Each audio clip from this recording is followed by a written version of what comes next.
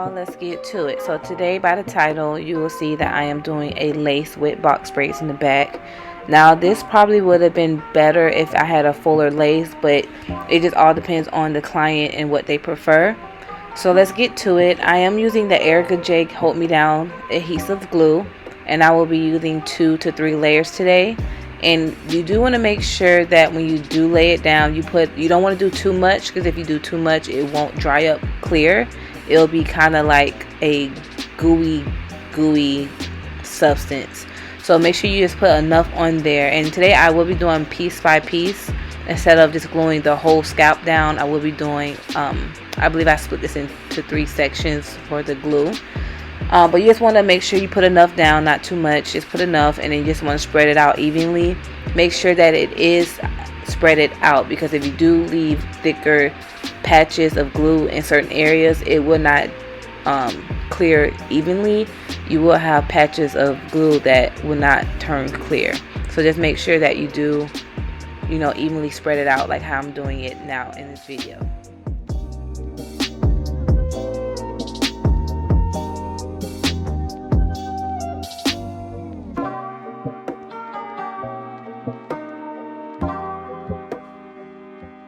Okay, so here I am measuring the width of the lace frontal to make sure that I have all of the necessary spaces covered before I lay it down. This will definitely help with having to do too much backtracking once the lace is laid.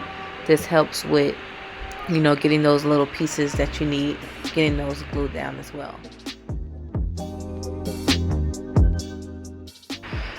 So as you see here, it is turning clear, and we're going to get ready to go ahead and apply the lace.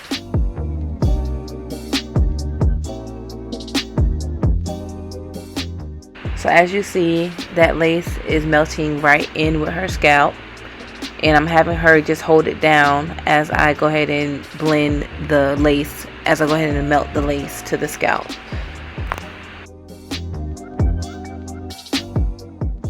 And this is why, again, I prefer to have a fuller lace. I am going to make this work, but a fuller lace would have made this literally look super flawless.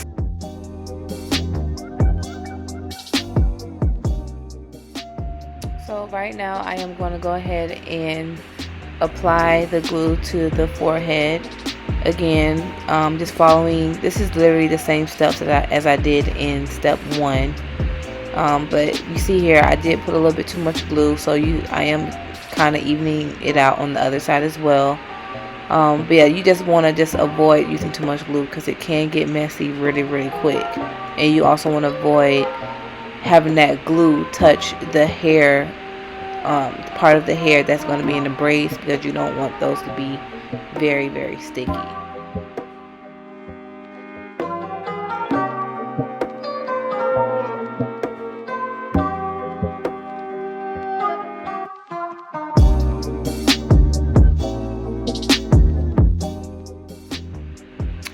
So this is what I meant by gooey. So I did put a little bit too much glue on it, and that's kind of how it looks. Like, it kind of looks gooky. You can still make the lace definitely look good. You just have to know what you're doing to make it, blend, make it still get that melt. So as right now, I'm just combing it in, making it melt into the scalp as always. And I'm making sure that everything is blended in.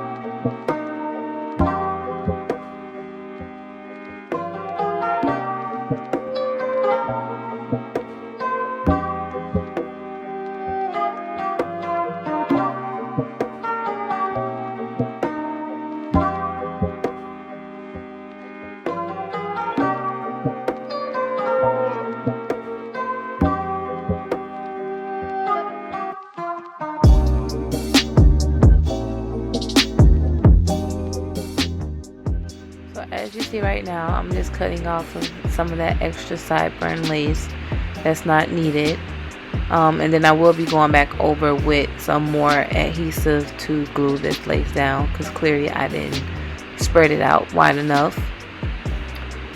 So as you see, I'm just going to go ahead and reapply some of that glue, and make sure you do the same amount of layers that you did on the previous sections.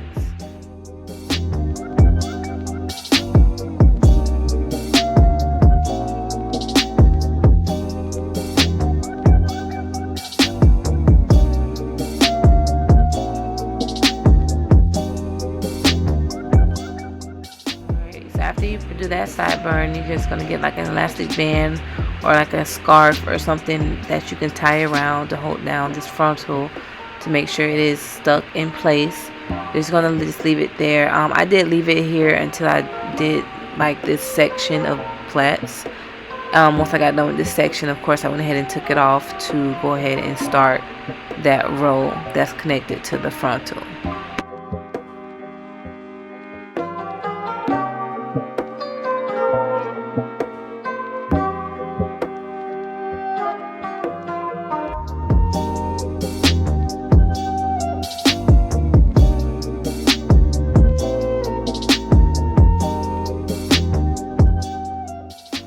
Alright y'all, so now that we're done with that row, I'm going to go ahead and take this elastic band off, and I'm going to go ahead and do my part for the next row.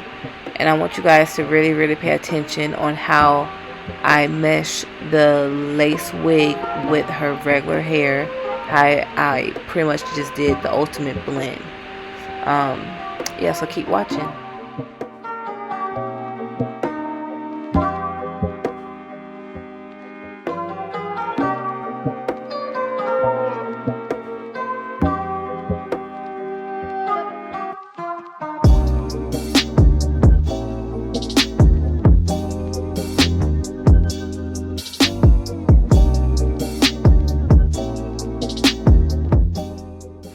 Alright, so let's go ahead and get this first braid started with the frontal meeting the hair.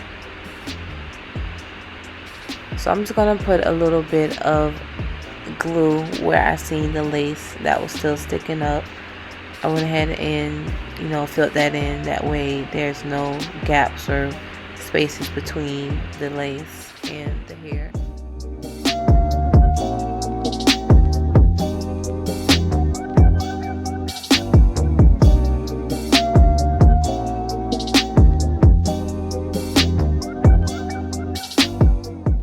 Let's get started with this braid.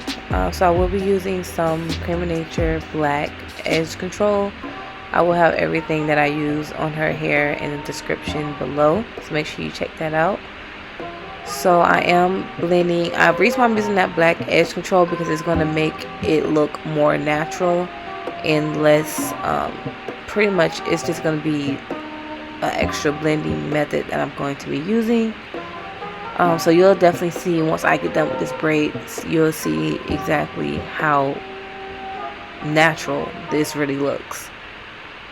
So the most important thing that I'm going to be doing is I'm going to ask the client to hold down the lace, because honestly if you don't have her hold down the lace, then it will definitely cause it to lift, and because of that tension that you're doing when you're making that braid.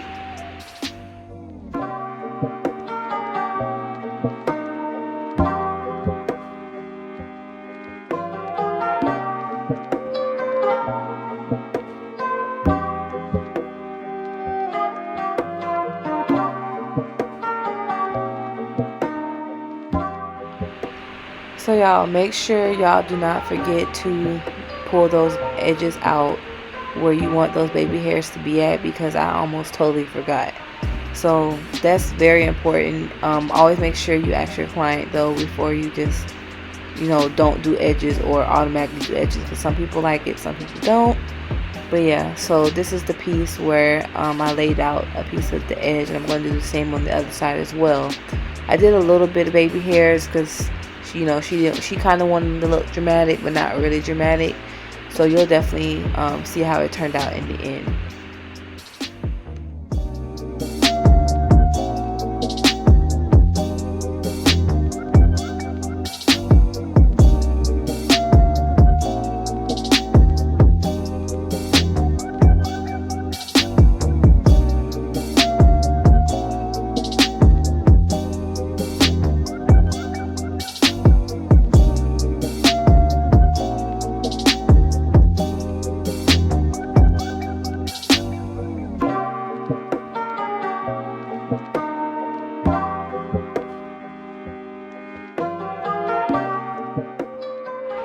So this part is very important. I did use a little bit of black spray, and as you see, I just have like the piece of the parting comb, and I kind of just outlined it with the parts to just blend in those extra gaps that's in the box braids.